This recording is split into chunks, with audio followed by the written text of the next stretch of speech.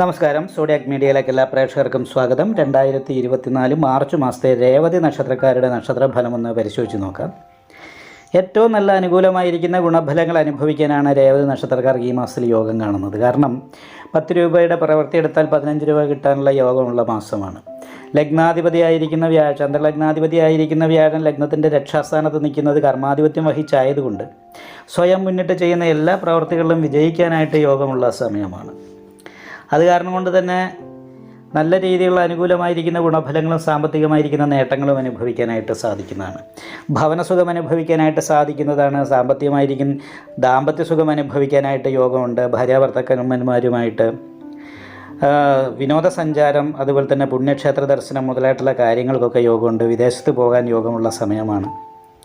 വിദേശത്ത് തൊഴിലെടുക്കുന്നവർക്ക് വളരെ അനുകൂലമായിരിക്കുന്ന ഗുണഫലങ്ങൾ അനുഭവിക്കാനുള്ള യോഗവും കാണുന്നുണ്ട്. സ്വയം മുന്നിട്ടിറങ്ങി ചെയ്യുന്ന എല്ലാ കാര്യങ്ങളിലും വിജയിക്കാൻ യോഗമുള്ള സമയമാണ്. വിദ്യാഭ്യാസത്തിന് ഏറ്റവും അനുകൂലമായിരിക്കുന്ന സമയമാണ്. ഈ 15-ാം തീയതി കഴിഞ്ഞാൽ 12-ാം ഭാവത്തിലേക്ക് ചൊവ്വ വരുന്നത് കാരണം ദാമ്പത്യ സംബന്ധമായിട്ട് കുറച്ച് പ്രതിസന്ധികൾക്ക് യോഗം കാണുന്നുണ്ട്. ഭാര്യയ്ക്ക് ചില്ലറ രോഗാവസ്ഥ കാര്യങ്ങൾ ഉണ്ടാകുകയോ ചെറിയ അഭിപ്രായ വ്യത്യാസങ്ങൾ ഉണ്ടാകുകയോ ചെയ്തേക്കാം.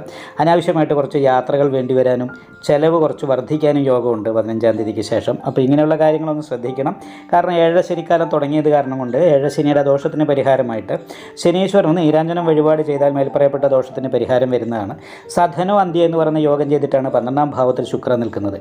അപ്പോൾ ധനവാനാകാനായിട്ട് യോഗം ഉണ്ട്. പക്ഷേ ചെറിയ പ്രേമബന്ധങ്ങളൊക്കെ ഉടലെടുക്കാനായിട്ട് യോഗമുള്ള സമയമാണ്. സ്ത്രീകൾ മുഖാന്തരം ധനനഷ്ടം പോലെയുള്ള കാര്യങ്ങൾ, പേരദോഷം പോലെയുള്ള കാര്യങ്ങൾ വരാതിരിക്കാൻ പ്രത്യേകമായിട്ട് ശ്രദ്ധിക്കണം. അതേപോലെ തന്നെ വാഹന സംബന്ധമായിട്ട് ധനനഷ്ടം വരാതിരിക്കാനും ശ്രദ്ധിക്കണം.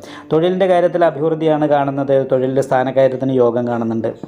തൊഴിലില്ലാത്തവരെ സംബന്ധിച്ച് നല്ല തൊഴിൽ കിട്ടാനായിട്ട് യോഗമുള്ള സമയമാണ്. വിവാഹമൊക്കെ ആലോചിക്കുന്നവരെ സംബന്ധിച്ച് നല്ല ബന്ധങ്ങളിൽ എത്തിച്ചേരാനായിട്ട് യോഗമുള്ള സമയമാണ്. അപ്പോൾ എല്ലാ രീതിയിലും അനുകൂലമായിരിക്കുന്ന ഗുണഫലങ്ങൾക്ക് യോഗമുണ്ടെങ്കിലും 10 രൂപ കൈ കിട്ടുക 20 രൂപ ചിലവ് വരുത്തുന്ന സ്വഭാവം ഉണ്ടാകും. അത് കാരണം അനാവശ്യമായിട്ടുള്ള ചിലവ് കുറയ്ക്കാനായിട്ട് പ്രത്യേകമായിട്ട് ശ്രദ്ധിക്കണം. ദാമ്പത്യ സുഖം അനുഭവിക്കുന്നതിനോടൊപ്പം മാതാപിതാക്കൾക്ക് അനുകൂലമായിരിക്കുന്ന ഗുണഫലങ്ങൾ അവരുടെ ഭാഗത്തു നിന്ന് ഉണ്ടാകാൻ യോഗമുണ്ട്. മക്കളെ സംബന്ധിച്ച് പുത്രസംബന്ധമായിട്ടുള്ള ഗുണം അനുഭവിക്കാനായിട്ട് യോഗമുള്ള സമയമാണ്. വിദ്യാർത്ഥികളെ സംബന്ധിച്ച് വിദ്യാഭ്യാസത്തിന് അനുകൂലമായിരിക്കുന്ന സമയമാണ്. എല്ലാ രീതിയിലും ഈ മാസം വളരെ നല്ല അനുകൂലമായിരിക്കുന്ന ഗുണഫലങ്ങൾ അനുഭവിക്കാനായിട്ട് രേവതി നക്ഷത്രക്കാർക്ക് സാധിക്കുമെങ്കിലും ചതുർഗ്രഹ യോഗം വന്നത് കാരണം കൊണ്ട് ചെറിയൊരു സന്യാസ യോഗത്തിൻ്റേതായിരിക്കുന്ന ബന്ധമുണ്ട് അനാവശ്യമായിട്ട്. അത് കാരണം കൊണ്ട് തന്നെ എല്ലാ കാര്യങ്ങളിൽ നിന്നും വിട്ടു നിൽക്കുകയും ചില സമയത്ത് അലസത വർദ്ധിക്കുകയൊക്കെ ചെയ്യും. അപ്പോൾ ഈ കാര്യങ്ങൾ വരാതെ ഇരിക്കാൻ വേണ്ടിയിട്ട് പ്രത്യേകമായിട്ട് ശ്രദ്ധിക്കുന്നത് നന്നായിരിക്കും.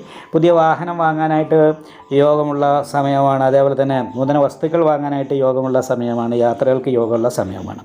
എന്നാൽ ശനീശ്വരൻ നീരാഞ്ജനം വഴിപാട് ചെയ്യുക, ദേവീക്ഷേത്രത്തിൽ യഥാശക്തി വഴിപാട് ചെയ്യുക, ശിവക്ഷേത്രത്തിൽ യഥാശക്തി വഴിപാട് ചെയ്യുക.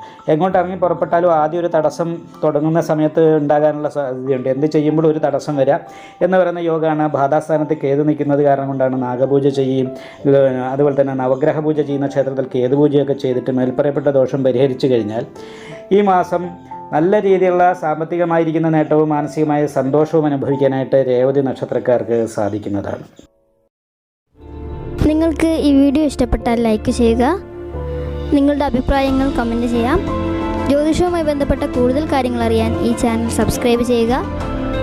ഞങ്ങളുടെ ഓൺലൈൻ കൺസൾട്ടൻസി നമ്പർ താഴെ ഡിസ്ക്രിപ്ഷൻ ബോക്സിൽ കൊടുത്തിട്ടുണ്ട്. ആവശ്യമുള്ളവർക്ക് കോൺടാക്റ്റ് ചെയ്യാവുന്നതാണ്.